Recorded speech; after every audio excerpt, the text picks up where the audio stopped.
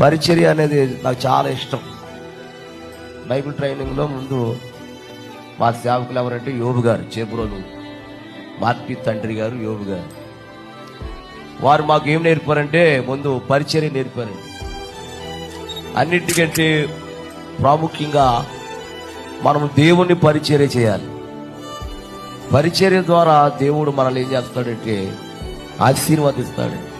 నీకు ఎంత ఉన్నా, ఎంత డబ్బు ఉన్నా, ఏమా ఎంత ఆస్తి ఉన్నా, ఎన్ని ఎకరాలున్నా, ఏంటి ఎంత డబ్బు ఉన్నా, దేవుని పనిలో తగ్గించుకుని మనము దేవుని పరిచర్య చేయాలి. అప్పుడు దేవుడు ఏం చేయాలో ఆయనకి తెలుసు. పరిచర్య చేయకుండా వచ్చేసి కూర్చుని 4 మాటలు వినేసి 4 పాటలు పాడేసి పాపం చేసేసి సందా చేసేసి వెళ్ళిపోతాం కాదు. అర్థమవుతుందమ్మా నా మాట. కాబట్టి ఎవరు వంతులో వారి పరిచర్య నమ్మకంగా చేయాలి. ఇప్పుడు నేను పెద్ద స్పీకర్నే కానీ అలాగ నేను స్పీకర్గా ఫీల్ ఉన్నాను. ఇప్పుడు కుర్చీలు తీమంటే తెస్తాను నేను. చెప్తున్నాను, ఎవరి పని ఇది? దేవుని పని చేయాలి మనం. అంతేగాని వచ్చేసి కూర్చుని 4 పాటలు పాడేసి 4 మాటలు వినేసి పాపం చేసేసి సందా చేసేసి వెళ్ళిపోతాం కాదు. ఏం చేయాలమ్మా?